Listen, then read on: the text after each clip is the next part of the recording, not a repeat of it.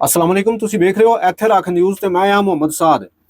ਉਂਝ ਤੇ ਫਲਸਤੀਨ ਦੇ ਮੁਸਲਮਾਨਾਂ ਉਤੇ ਹੋ ਰਹੇ ਇਸਰਾਈਲੀ ਜ਼ੁਲਮ ਨੂੰ ਵਰੇ ਬੀਤ ਚੁੱਕੇ ਨੇ, ਪਰ ਹਾਲੀਆ ਜ਼ੁਲਮ ਦੀ ਲਹਿਰ ਪਿਛਲੇ 1.5 ਸਾਲ ਤੋਂ ਕੋਈ ਇੱਕ ਦਿਨ ਅਜਿਹਾ ਨਹੀਂ ਲੰਘਿਆ ਜਦੋਂ ਇਸਰਾਈਲੀ ਫੌਜੀਆਂ ਵੱਲੋਂ ਮੁਸਲਮਾਨਾਂ ਉਤੇ ਬਰੂਦ ਨਾ ਸੁੱਟਿਆ ਗਿਆ ਹੋਵੇ। ਇਸ ਬਰੂਦ ਦਾ ਨਿਸ਼ਾਨਾ ਹਮੇਸ਼ਾ ਬੇਗੁਨਾਹ ਮਾਸੂਮ ਨਿਆਣੇ ਬਣਦੇ ਆ ਰਹੇ ਨੇ। ਕਦੇ ਸਕੂਲ ਉਤੇ ਬੰਬ, ਕਦੇ ਮਸੀਤ ਉਤੇ ਬੰਬ, ਹਸਪਤਾਲਾਂ ਉਤੇ ਬੰਬ ਅਤੇ ਕਦੇ ਬਸਤੀਆਂ ਉਤੇ।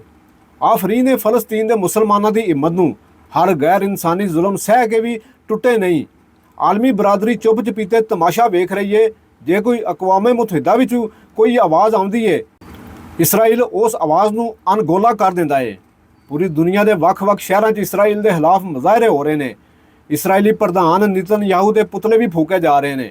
ਫਲਸਤੀਨ ਦੇ ਗਜ਼ਾ ਦੇ ਮਜ਼ਲੂਮਾਂ ਦੇ ਹੱਕ ਲਈ ਕੌਣ ਮੁਸਲਮਾਨ ਕੌਣ ਈਸਾਈ, ਸਾਰੇ ਮਜ਼ਲੂਮਾਂ ਦੇ ਹੱਕ ਲਈ ਬਾਹਰ ਨਿਕਲ ਰਹੇ ਨੇ।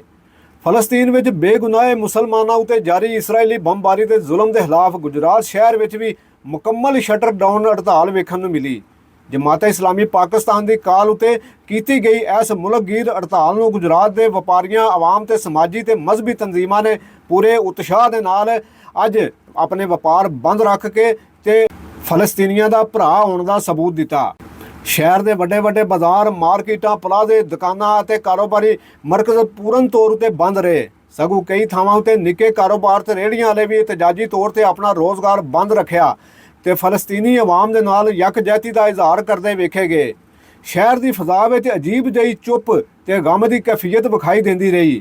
ਹਰ ਪਾਸੇ ਇਸਰਾਈਲ ਦੇ ਖਿਲਾਫ ਤੇ ਫਲਸਤੀਨ ਦੇ ਹੱਕ ਵਿੱਚ ਬੈਨਰ ਤੇ ਪੋਸਟਰ ਲਹਿਰਾਉਂਦੇ ਰਹੇ।